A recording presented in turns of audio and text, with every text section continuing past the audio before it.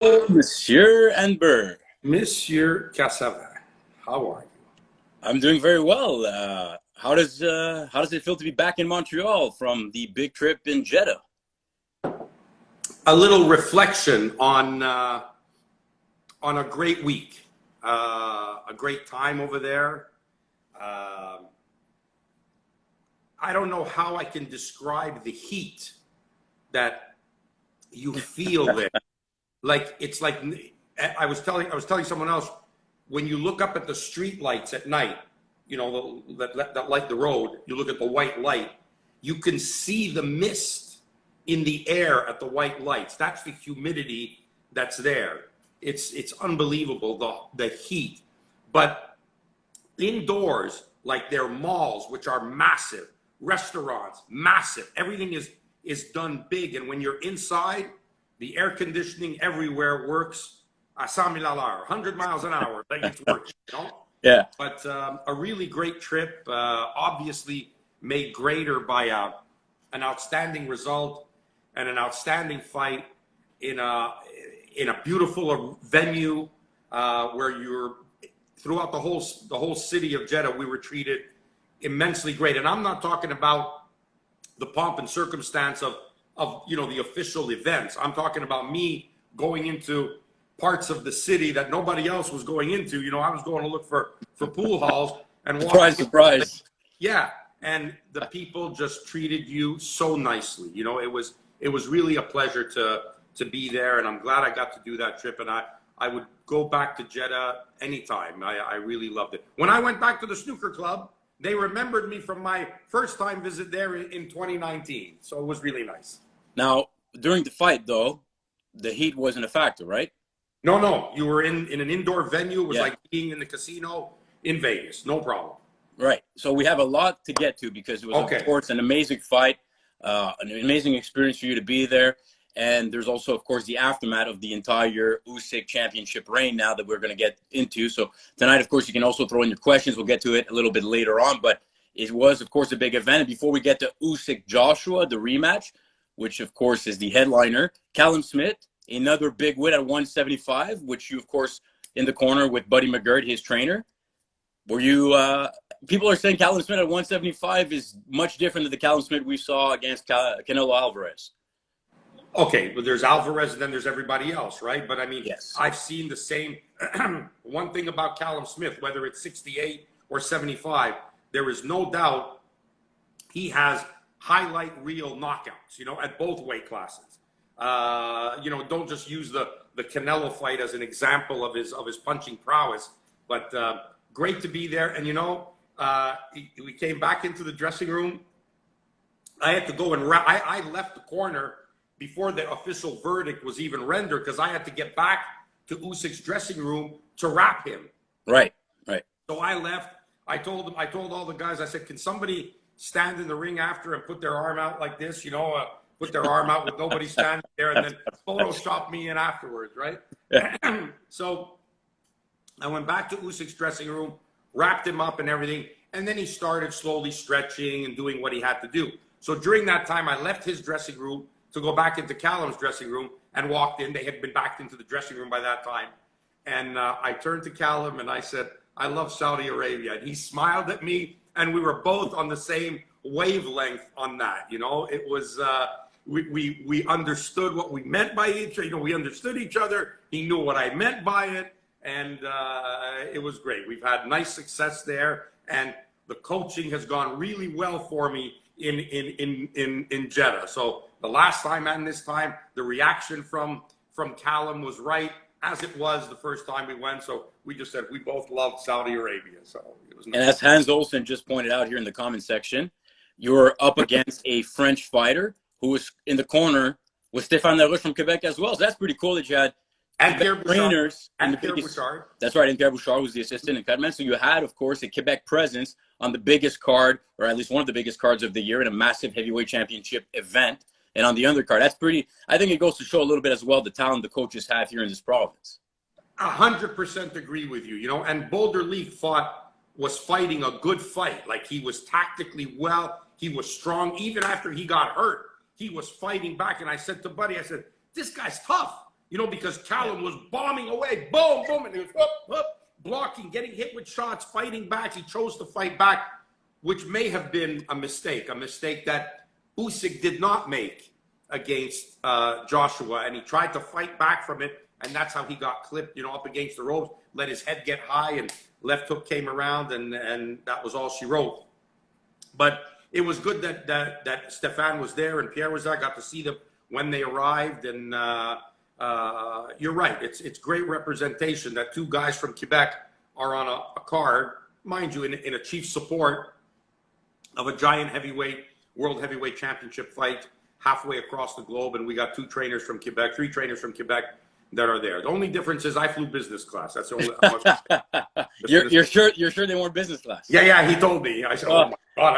I said, "You got guts to do that kind of trip, not in business class." So right. And now for Callum Smith, though, puts you again. You've been in these situations before, but he has the big win, and now he's the mandatory to, of course, Arthur Beterbiev, and Eddie Hearn seems to be pushing for that fight. So you're going to be maybe eventually in a dilemma. Have you thought about this, or you don't even want to think about it until the fight is signed? I have thought about it. I'll talk to Mark about it, and then when the time comes, I'll make the decision I have to make.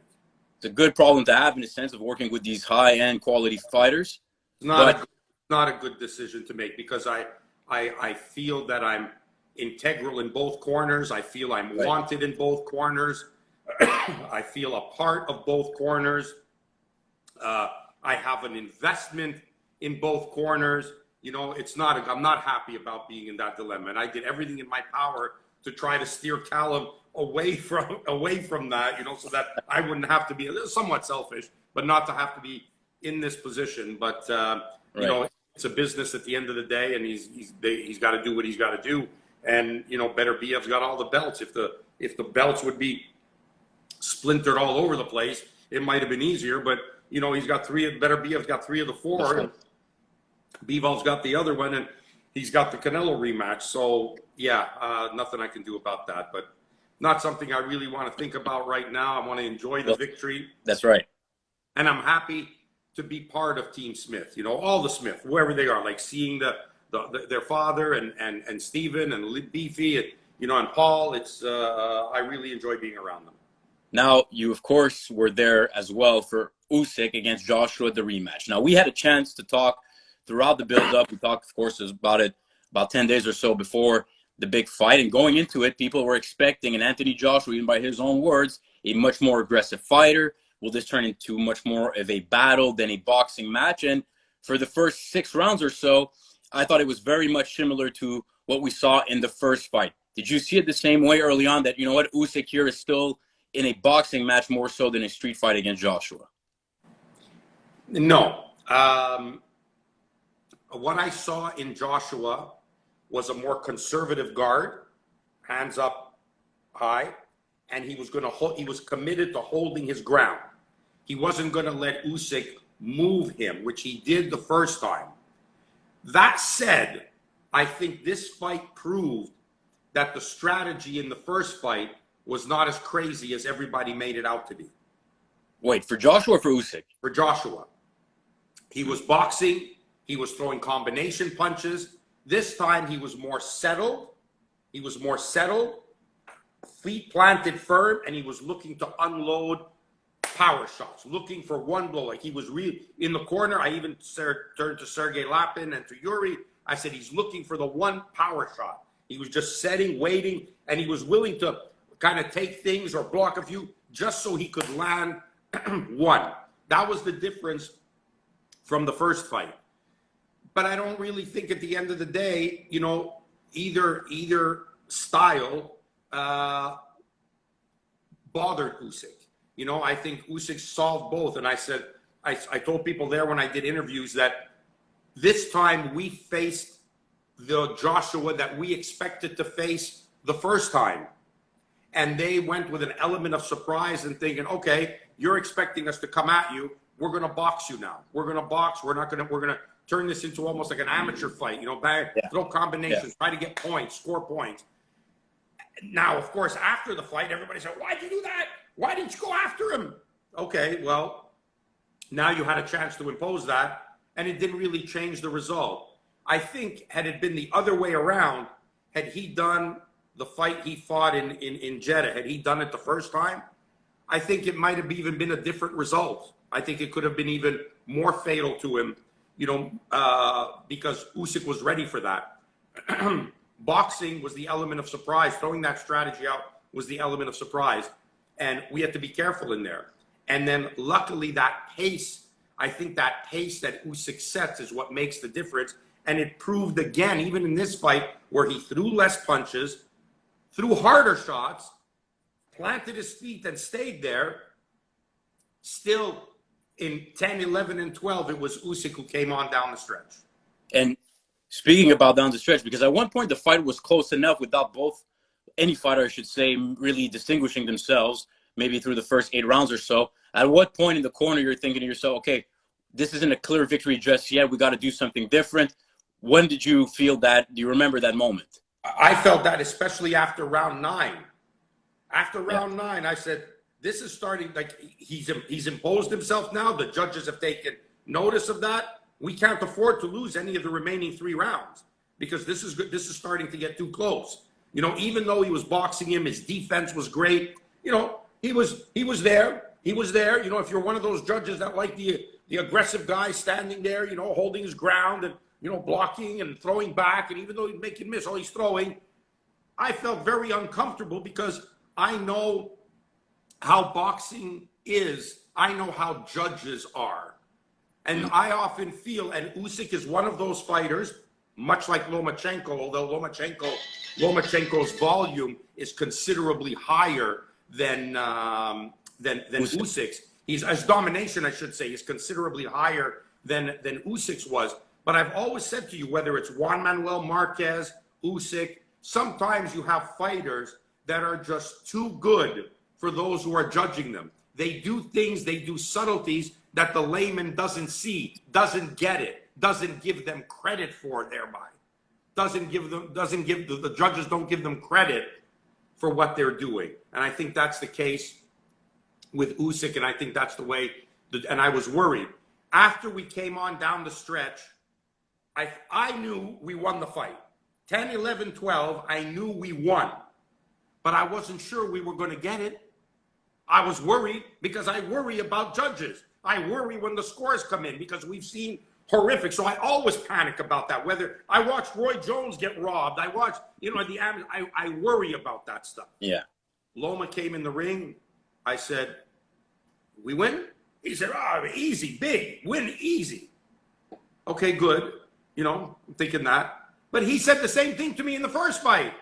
And one British judge had it for Usyk or by 1 point. You know what I mean? So the split decision, you were nervous then at one point because they hadn't read the final card and one of them gave it to Joshua, one of the judges.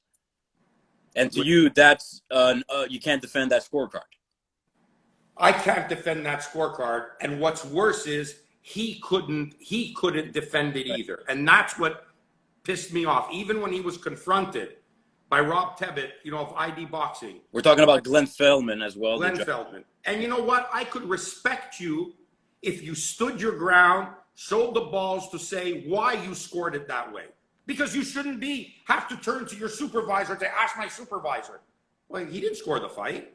I'm asking you. And me as a judge, I would say, this is how I saw it. I thought he was aggressive. I thought he did this. I liked the harder shots he was landing. I felt that Usyk was pitter-patting, but Joshua was, that's why I gave it to him. I'd have at least respected you in you saying what you did. But saying you cannot explain, why you scored it like that, ask my supervisor. Well, then I don't believe in your sincerity of scoring the fight. So you're either really bad or you're on the take. I think for his record, no, he's not on the take. So he's really bad. And this thing about, well, he had an off night. If a trainer would have that kind of an off night, he would be fired. If a broadcaster had that kind of an off night, they'd never use him on another telecast. So you can't turn around having the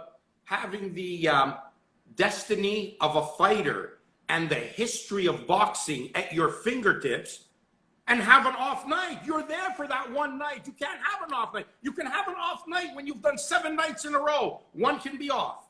You coming for one night. It's not an excuse that you have an off night. You're supposed to be a professional. Get it right. You can't have an off night. That's the night. There's no off night. That's the night.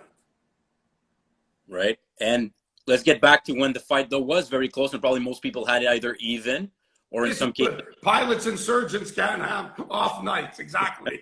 Right. Yeah. So let's get Joshua wins the 9th round. Usyk goes in the corner. I believe it's in between the 9th and the 10th round that we hear Usyk, or at least we see Usyk talking to himself. He seems to be preparing himself mentally with the moment, the pressure. We talked about everything going in.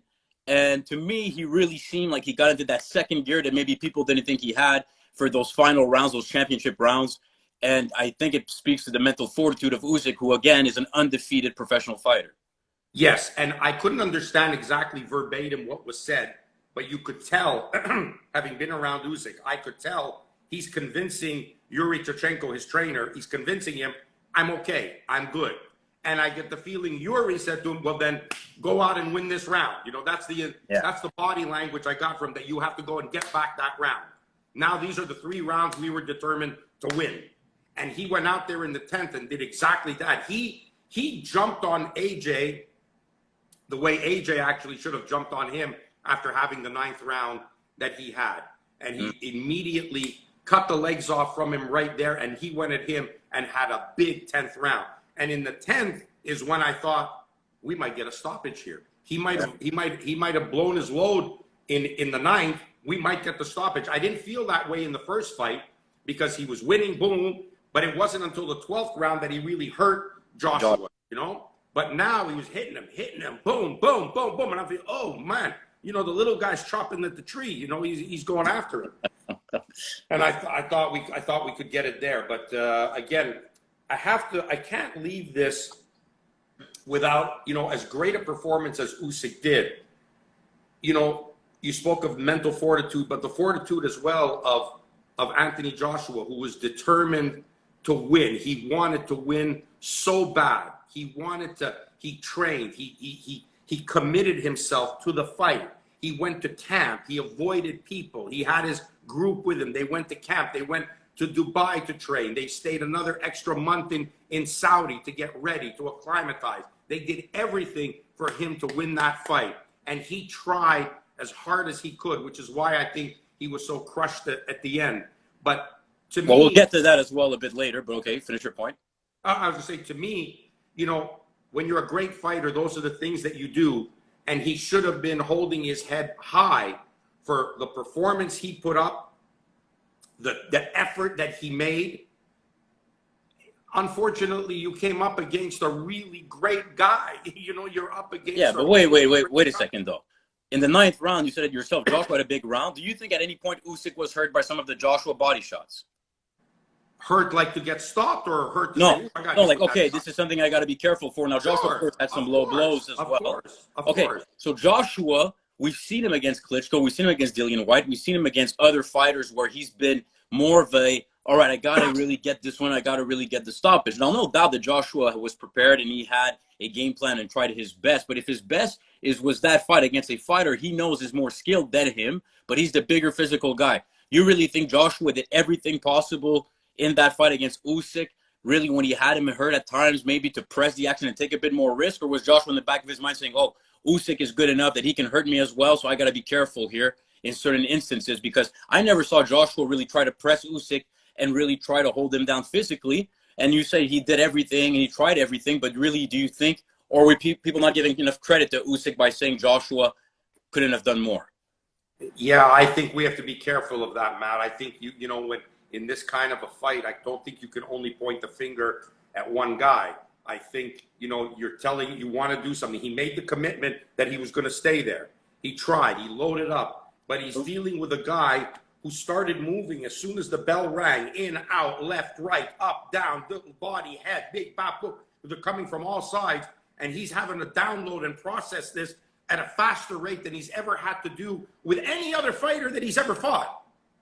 That's how quick Usyk is doing it. I think you have to, in part, at least give credit to Usyk for negating what Joshua wanted to do, you know. But I think mentally and physically he imposed what he could. Could he have been reckless? Yeah, he could have been more reckless. Would it have been beneficial? Probably not. I think he needed to do what he did in the ninth. That needed to be more consistent, but I'm not sure that he could have carried that pace. And I think he made mention of that during his speech in the ring, where he said, the reason I can't throw as many punches as those other guys that you talk about, Tyson and Sonny Liston and Rocky Marciano, is because I don't weigh what they weigh. I weigh, and he said it in stone about how much he weighs, you know, and the pace he set. Well, we'll get to somebody a bit later on who weighs more than Joshua and can throw more than Joshua. So I'm not sure if that's an excuse or not, but you mentioned okay, so we'll get to it now, because you talked about the outside, after the fight, pardon me, in-ring performance, and that seemed to steal much of the spotlight, I think, unfairly to Usyk. What did you make of all that when you were inside the ring, of Joshua stealing kind of Usyk's moment in a way, having a bit of a situation, some will say a meltdown, leaving and then coming back? When you were living it in the ring, you really thought this was a good thing from Joshua? Some of the things that happened in the ring, I didn't see happen when I saw it on social media. Like, I didn't see those. What happened? When did that happen? Where was I when that happened? So there were a couple of things that went on, and I'm going to lay the groundwork for you on this. Right. During the fight, Usyk used a couple of Joshua used a couple of questionable tactics, if you will, on Usyk. A couple of low blows, clubbed him on the top of the head. Yuri Chechenko got vocal with AJ in the fight and got AJ's attention in the fight. So they were eyeing each other in the fight. Okay, so he was yelling at him, and AJ was looking right at him. So there was a conflict right there while the fight was going on. Okay, no problem. In the ring, I remember AJ getting mad all of a sudden and wanting to come after Yuri and had to be restrained, and that's when he left the ring. Okay, what happened? Then he came back, and I sensed that he came back because at the end of the day, AJ's a good guy. You know, he's emotional, he wanted to win, but deep down, he's a good man. You know, I'm not going to ever think that this outburst was a reflection that he's a bad man, you know, so he's a good guy. And I think he realized what he did. He didn't even make it all the way out before he stopped himself. Nobody had stopped him. He stopped himself and turned back and came back and wanted to make good on what he had just done. When I got home and saw the snippet that showed everything that happened, this brouhaha started because Usyk had the belts in his hand. Joshua came and took two belts from him, the WBA and the Ring Magazine belt, walked over to the other side of the ring near his own corner, and threw them on the floor outside the ring. Whether they landed on the table or not, I don't know, but threw them outside the ring. I did not see that when I was in the ring. When he then walked back in that same direction, both Usyk and Yuri saw him do this. And Yuri is a little, like, he won't back down from anybody. He's a tough man. He saw this, so when Joshua came walking back towards him in that direction, he started walking towards Joshua as well and gave him a little shoulder, but like didn't get out of his way. You know, he just let him walk into his shoulder. And then Joshua gave him this kind of look, and he looked back at him, and that's when everything started, and they had to be separated. And AJ got mad and left the ring.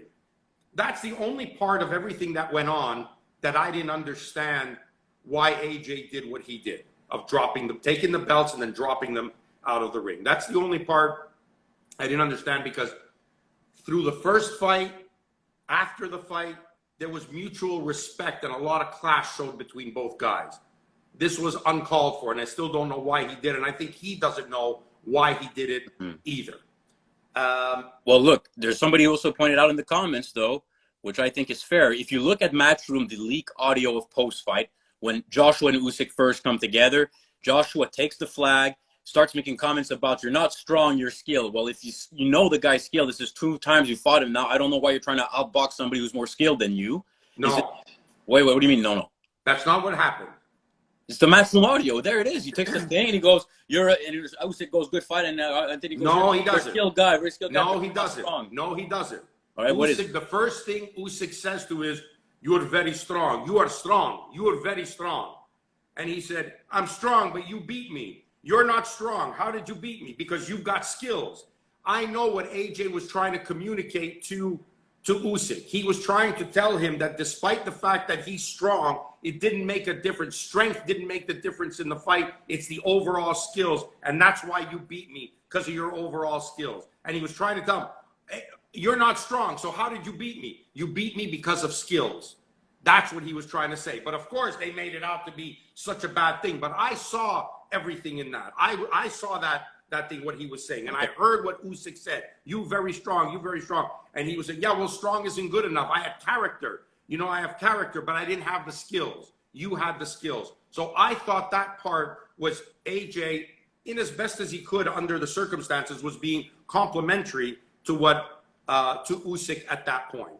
You know, and when he took the microphone and, you know, started trying to acknowledge, let the crowd, he was trying to show that he was agreeing with he agreed with the decision, you know, hail the new king, applaud him.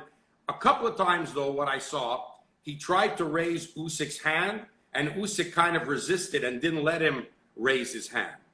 I don't know why that happened, but clearly there was some love lost between the two. Well, I think it was just a little bit unfortunate that Usyk has his moments. He wins fair and square the fight. Now, it's 2 times he's defeated a former cruiserweight champion who moves up to be a small heavyweight. He's 225 for both fights, give or take. Not small. Well, it's small compared to a guy like Joshua and the guys like Fury and other fighters we've seen in the heavyweight division of late, recently, of course. And then you look at Usyk with the country that's completely in disarray with the war that's going on in Ukraine. It's his moment. And somehow the storylines after the fight and in the press conference, and Anthony Joshua becomes the talk because he's a bigger name. And I just didn't like the vibe where maybe because Anthony's the bigger name that somehow this attention and spotlight went a lot towards him. But Usyk, I think, should have deserved that moment. And you say Joshua, of course, meant well maybe and whatnot. But the pressure, and somebody pointed out in the chat, it seemed to got to him in the Andy Ruiz loss. He was very weird after that loss as well. Had a lot of pressure going into the rematch. Maybe it's an attention and the pressure he's under is something unlike we've seen, and it's difficult for me to say in my position.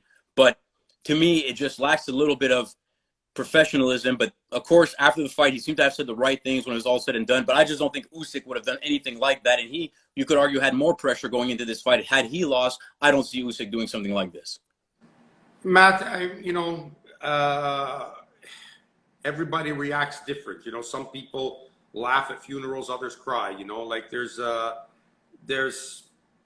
I don't know. I can't explain. Well, do you think Joshua's biggest struggle at this point has nothing to do with his physical attributes or his boxing ability, but there's something pressure-wise that he needs to address in order to get back to the top level? If I had to say what fighter is under the most public scrutiny in boxing, I think AJ might be top of the list. You mean at the moment? Yes.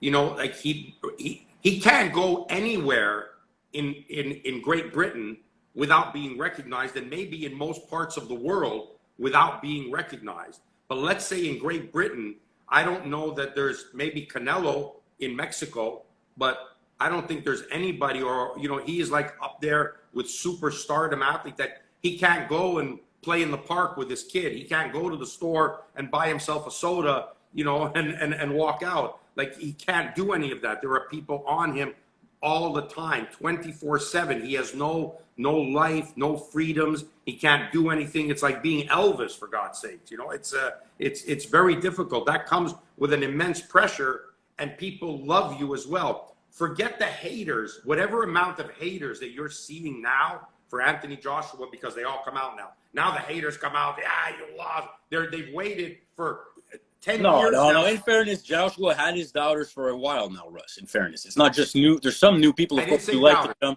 I didn't say doubters. I didn't say doubters. I said his haters. His haters, you know, who are criticizing him, you know, for what he did. For whatever many he has now, he has 20-fold of people who love him.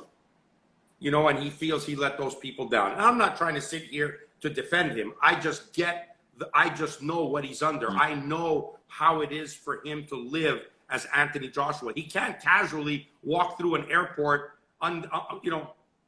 nobody recognizing him, unrecognized. You know, it's impossible. I use this example as well with Usyk. When Usyk beat Marco Huck in the Super Series, when the World Boxing Series started. After the fight, him and I left the hotel, went walking down the street, just me and him, went to a kebab shop, ordered 2 kebabs. Well, actually 3, because I had 2 and he had 1. Ordered kebabs. Right. We had to pay for it. They didn't say, "Oh, champ, here's a free kebab." No, we had to pay. Walked back to the hotel, sat in the lobby of the hotel and ate those sandwiches. Nobody said boo to a ghost to us. Nothing. They didn't even talk to us. Anthony Joshua could never do that. Now, Usyk now in certain places, he can't do that anymore either because he's reached that kind of stardom. But he seems to stay humble, though. Usyk has this character throughout this fight. He was loose. He was relaxed. He was making a show at the press conference, singing. It doesn't seem like the fame and the world championship mantle of being the heavyweight champion of the world has changed at all his demeanor or his work ethic in that sense. At all. And I think the same thing could be said about AJ after the first fight. You know, he handled it well. You know, he entered the ring differently last time. It was almost like there was a concerted effort this time to try to be totally different. And maybe that had something to do with it as well. You know, be the mean guy, wear black, do things that he hadn't done before. You know, in the previous fight, he had been really cordial, you know, very respectful. This time it was almost on purpose to go the other way. And that takes something from you mentally when you have to do that, especially when it's not your nature. What we saw the first time was Usyk being himself and AJ being himself. This time we saw Usyk being himself and AJ trying to be something else, trying to put himself in a state of mind to be different from what he was the first time. So naturally, some things are going to come out differently after, when that adrenaline is pumping and you've been hit and you're exhausted after 12 rounds of fighting. Something different is going to come out. That's what I think. Is there anything from the fight tactically or prior to the fight, or anything from the fight itself between Usyk and Joshua, the rematch, that you feel that we haven't addressed before I move on to the aftermath of the matchup and what's coming up next?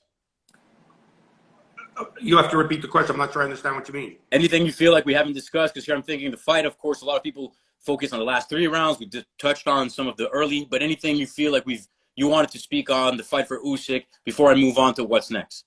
We can move on to what's next, because the only other thing that we already touched on, but I think it needs to be addressed. It's becoming important in the world of boxing that records should be kept. Not just how many fights did a guy judge, you know, no, you have to see what his performance is, and that record needs to be kept, and these judges need to be graded every time, and there has to be risk of suspension and not using you anymore, because it's not right that 115, 113 scorecard was put in by Feldman, and the British judge was a point away from swinging it to a draw or the other way. You know, like he had a 115, 113 for Usyk. So he had Joshua ahead, I believe, going into the 11th round, and gave the last 2 to Usyk. You know, and I think that's wrong. I think these people have to be held accountable. They have to be judged. Even if they say, I saw this. The panel says, nah, we don't believe what you saw. That's what you saw. We don't think that's good enough. Suspension. You're not doing it. You're not getting the grade. Your grade is, you're relegated to a B minus. You're relegated to a C, so you can't do these fights. But the fact that they can just do this and walk off into the sunset, you know, not accountable for what they did, that bothers me a lot. Everybody else is accountable. Cornermen are accountable. If they do something wrong in the corner, they're subject to suspension by the athletic commission, blah, blah, blah, blah, blah. How come broadcasters are subject to their producers and whatnot? If they didn't call it good, gone. How do you turn around and give a scorecard like that and not defend it, and then not be accountable for it, and might get called up to go again?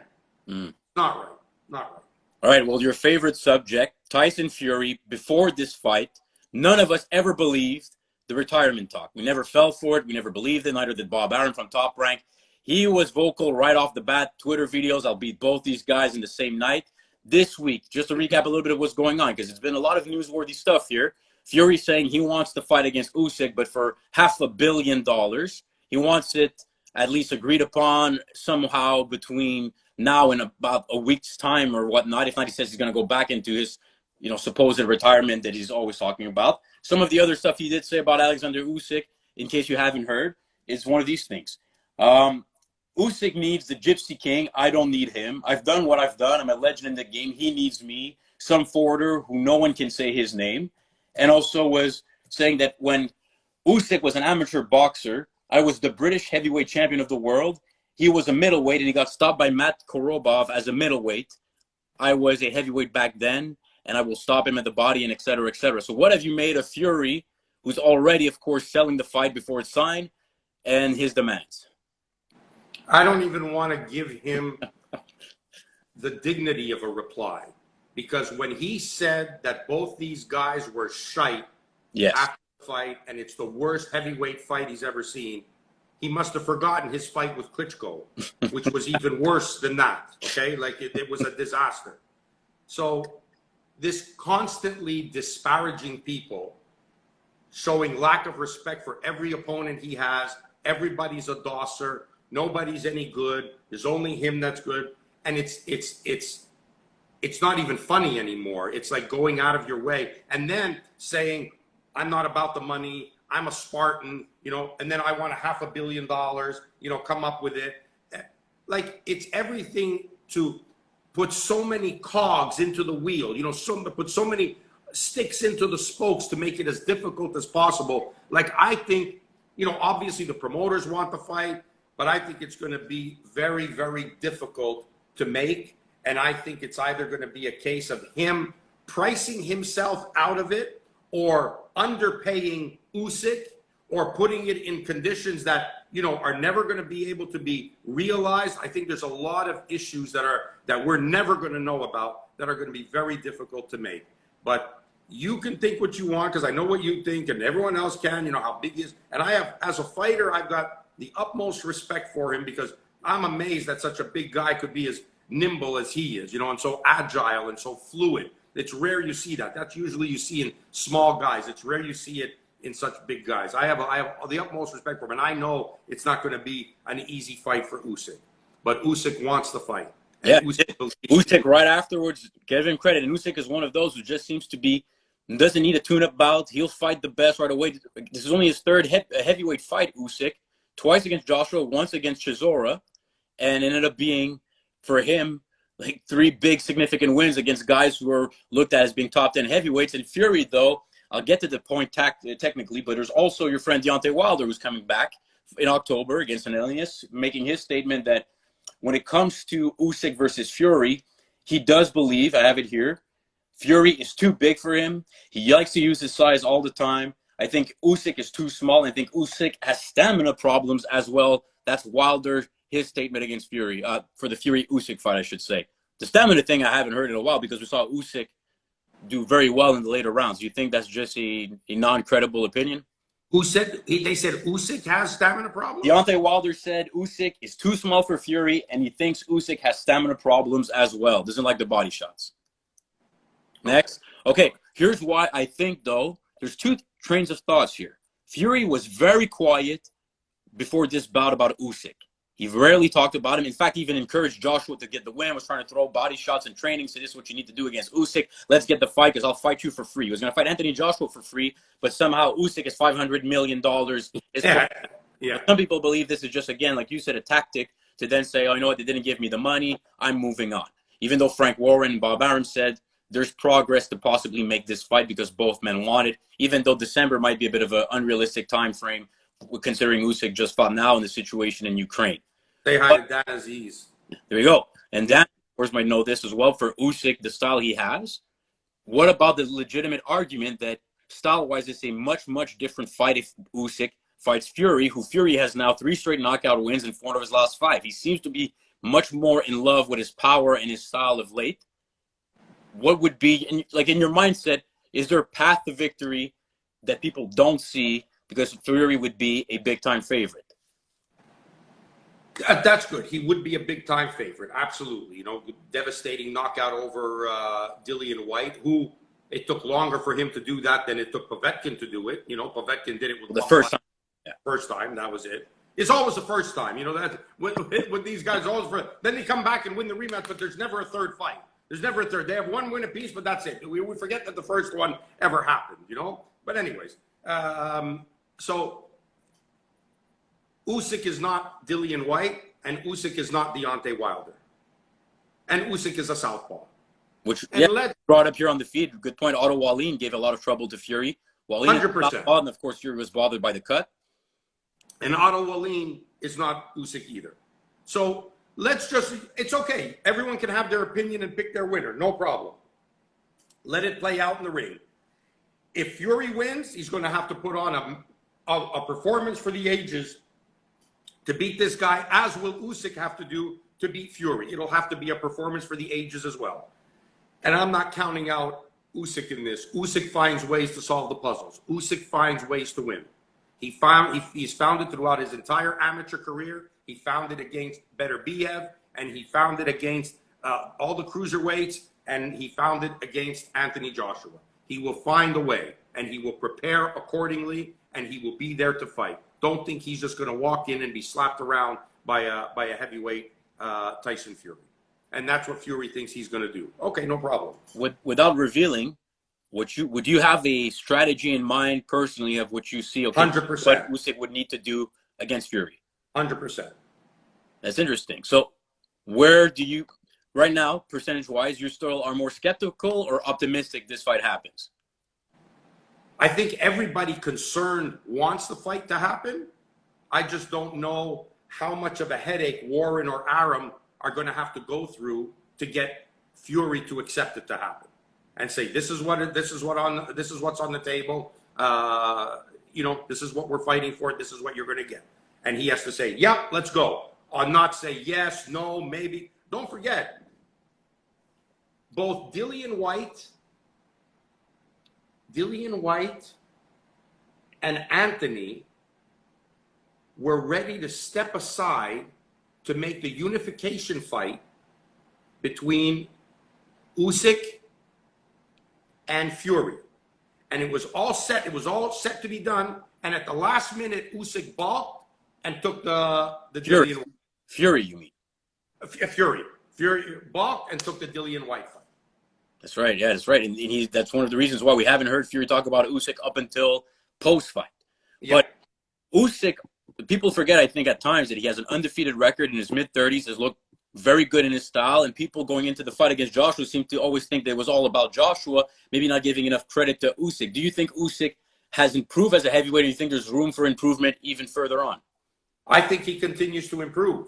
I think he's learning to deal with this more and more. I think he handled, like I said, he handled both styles of Anthony Joshua, so he proved that he can adapt to situations.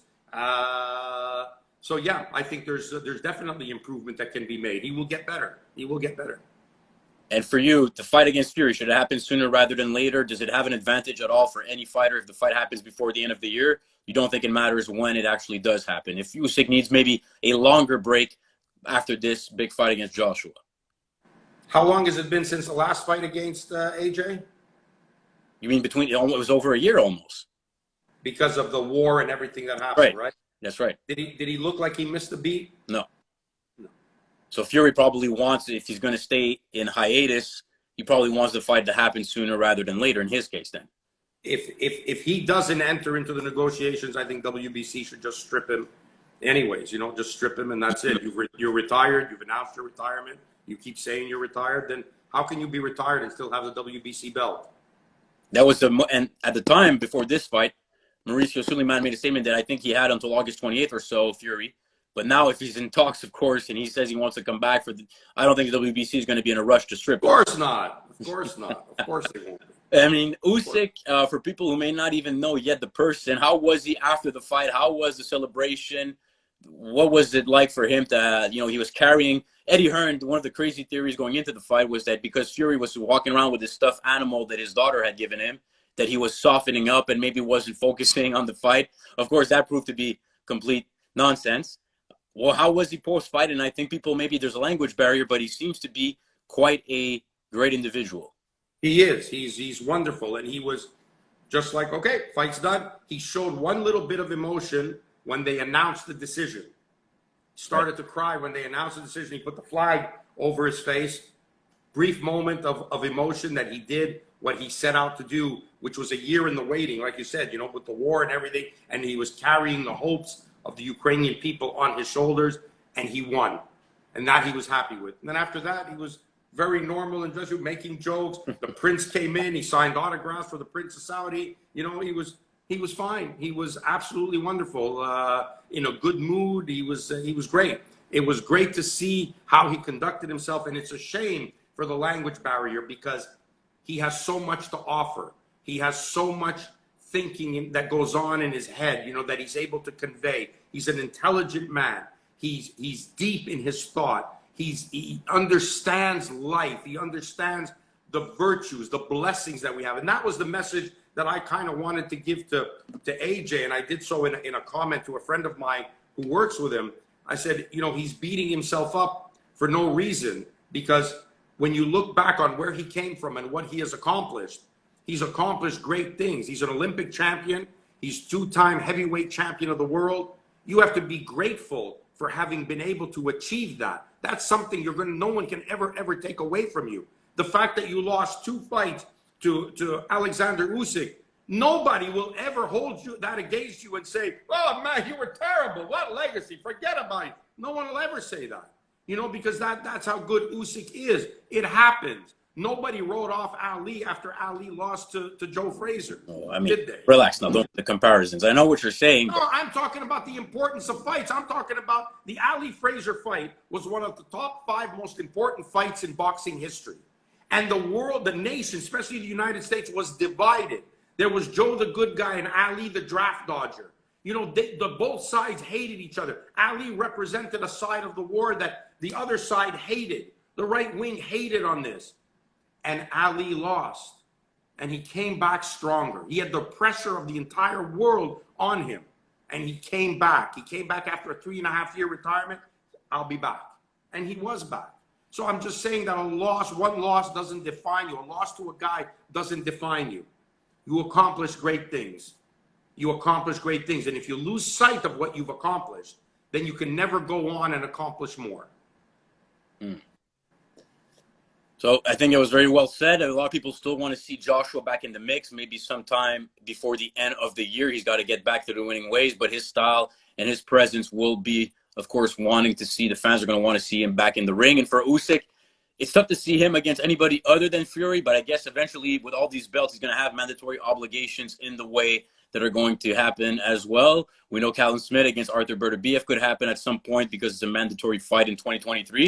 Russ, any final thoughts on what happened in Jeddah? I know you had a bit of a made a friend on your way back here to Montreal. I saw it on Instagram as well. That was what a nice way to end the trip, even though Air Canada lost my luggage. Oh, that's a shocker right there. Yeah, I know. That was so nice. I put my hand luggage away, put it up in bin, and then I sat down in my seat, and all of a sudden, this little hand came up from beside me and said, "Hi, my name's Mina. It's nice to meet you." I said, "Well, it's nice to meet you as well, Mina." And then she told me her story that she was so excited about coming to Canada. My stomach is hurting. I have butterflies. I'm so excited about coming to Canada. She's immigrating to Canada, to Toronto, and she's going to go to school there. And she told me what food to order, and I let her order my food. I said, "What do you think we should have tonight?" She ordered my food, and so I had a great time, and that was a real touching moment. It was really nice, and I'm going to check in on her in a little bit, later on in the week or whatever, and make sure she's okay and adapting to Canadian life. What a great kid she was. Imagine, of all the things I put up, this was the thing that stayed with me, about how nice she was.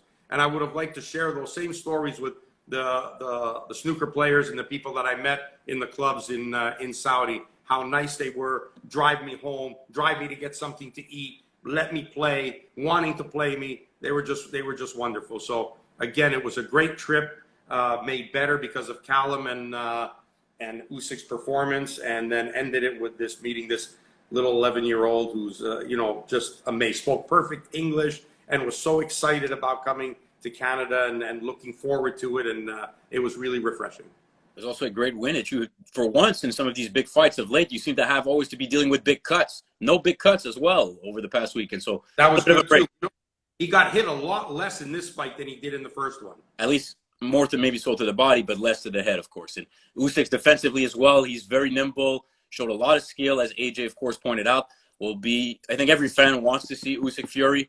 Let's hope it happens. And let's hope, for your case, Russ, that Usyk can pull the surprise that not many people are giving him a chance. But we'll have more time, of course, to break down the fight if it does end up getting signed.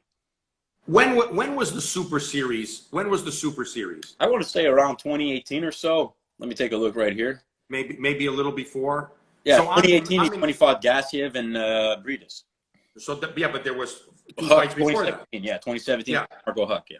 So I was in Manchester with Naz and with Mocha, and we were out eating, which we love to do, and we were talking, and I don't know how the subject came up. And I said to Mocha, I said, Usyk is going to be the heavyweight champion of the world, and he'll beat Anthony Joshua. I said that to him. And I've never looked back. I never said, I said. And every time he'll always both, Russ Anber said, and he puts it up there. And I told him that many years ago. So I hope I'm right about him beating Fury as well. You can remember the date and make me remember, or I'd be wrong. Well, we look forward to it. Thanks, everybody, again, for tuning in. Another edition of Colleague Russ Anber. Tsiras. Bid you farewell. Have a good evening, and we'll do this again next week. Good to be back, brother. Good to be back. See you soon, Russ. Later.